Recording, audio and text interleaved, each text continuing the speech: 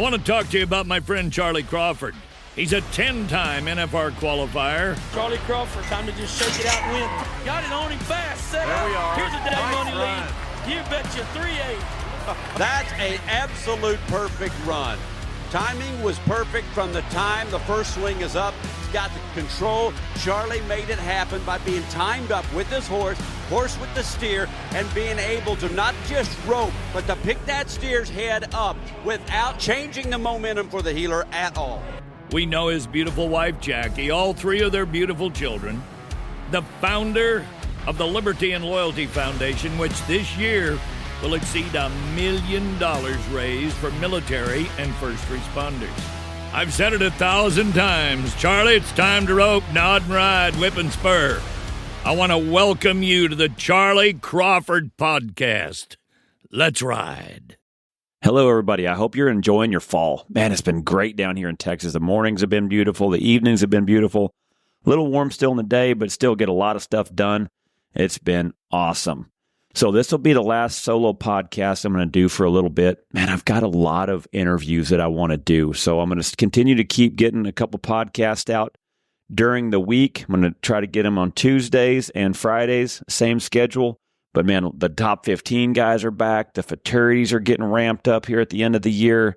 My military event's coming. So I've got a lot of really good interviews that I want to get. And so I'll continue these solos probably next year, but I've got a lot of good interviews that I want to get to. And so as far as clinics go, I've got just 2 left that got a couple spots available. One in East Texas at the end of this month in October. The 26th and 27th, there's just 1 spot available. They're in Clarksville, Texas. Shelby Grizzle will be the point of contact. If you'll get on my website, charliecrawford.training, and you'll be able to get Shelby's contact information. And November 2nd through the 3rd out there in West Texas, out there in Abilene. And so we got a couple of clinics coming up that just got a couple spots available. And Ty Wilson, my Air Force buddy, will be putting that one on. So there's a couple spots there to where we'll be able to finish off the year. And other than that, it's getting ready for 2025. I've already got probably 15, 20 clinics on the books already for next year. So, man, thank you guys for everyone who's came to my clinics. I truly, truly appreciate it. I know how hard it is to come up with extra cash at the end of the month. So thank you for trusting me for your hard-earned money. And I hope that everyone who's been to one of my clinics has felt like they got more than what they paid for, because that is my goal. So thank you guys who've helped support my clinics all year long. And, man, I'm looking to a great 2025. Keeping the hair off your horses in the winter. So this is a tough process. I talked to Joseph about it a little bit, Joseph Harrison, and, his horses all look great. He's in the shows, he's in the fraternities. So, this time of year when things start cooling off, they're going to make sure that those horses stay looking sharp and shiny and that hair's off them where they look good. And so whether you're showing, whether you're fraternitying, or whether you're getting ready to maybe go to the World Series finals in Vegas and you want your horse to look great, or you're headed out to Arizona where it's going to be warm and you're just trying to keep the hair off of your horses through the wintertime while you're competing, it's a pain in the butt. That's what Joseph said, and I remember doing it, and it really is. And so what you need to know is they need 16 hours during the day of light and 8 hours of darkness.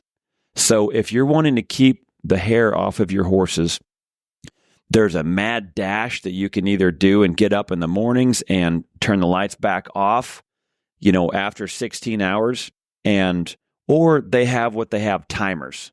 We have timers. I don't hardly use them anymore, but like when we were rodeoing full time, we would keep the timer on, so it would turn on at a certain time when it got dark, and then it would shut off at a certain time at night to turn it off. But here's the other thing too, is you need to make sure that wherever the light is, so like we have a stall and then a turnout behind the stall. And so what we would do is we would make sure our horses stay in the stall where it's under the light, so the light hits their eyes, and they need that 16 hours of light. And also too is kind of knowing where your blankets are. Say if it's 50 degrees and, not just terribly chilly, but chilly enough. I think that's where the sleazies and the sheets come in handy. They're real thin, doesn't get them too hot, but just it helps keep the hair down, but also keeps them warm enough when it cools off because they don't have no hair. And then obviously then when it gets probably below 50 at a pretty good range, 40, 30s, things like that, that's where you have your blankets and your hoods to make sure that they're staying warm enough because they don't have no hair. And so like Joseph said, it is a mad dash, but those timers are really good to be able to kind of have to take away having to get up in the middle of the night, or early in the morning to be able to turn the lights on and off. And so those are ways to get the horses looking sharp for this winter. And hey, good luck, everybody. There's some big jackpots coming up here in Texas this fall. The winners are going to, they've got a lot of great ropings out there in Vegas at the end of the year. So good luck, everyone. And I'm going to be out there in Vegas for probably about a week. So, man, I look forward to seeing some of you guys. I look forward to talking to you. I love to hear what you have to say about the podcast. And that'll be, 1 year I'll have 1 year under my belt. So looking forward to seeing everyone out there, and good luck out there. And we'll talk to you guys after a bit. Thank you.